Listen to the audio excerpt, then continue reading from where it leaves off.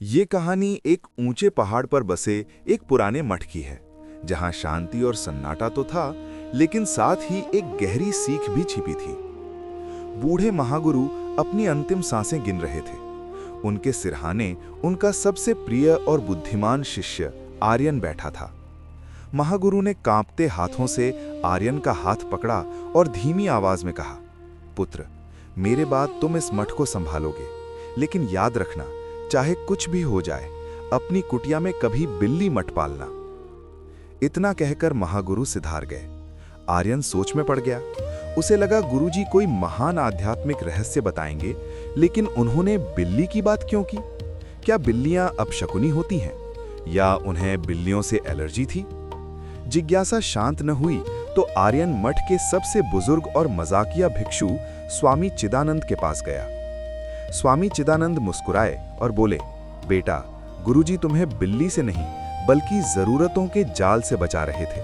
बैठो, मैं तुम्हें एक पुराने साधु की कहानी सुनाता हूं। बहुत समय पहले एक युवक अपना घर-बार, पत्नी, बच्चे सब त्याग कर जंगल में परम ज्ञान की खोज में निकल गया। उसने गांव से दूर एक छोटी सी घास की झोंपड़ी बनाई और अपनी साधना शुरू की।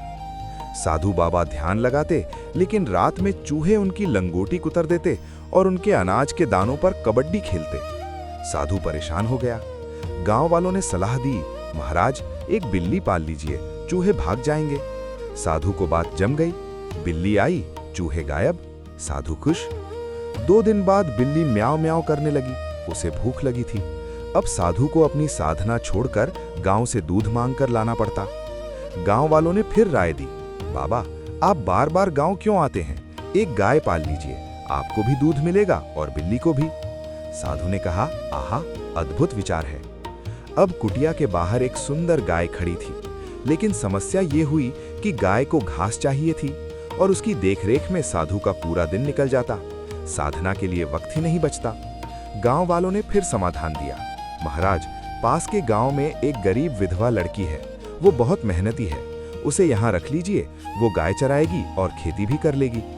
साधु ने सोचा, धर्म का काम है, किसी को आश्रय मिल जाएगा और मेरी साधना भी चलती रहेगी। वो लड़की कुटिया में रहने लगी। वो सुंदर थी और साधु जवान था।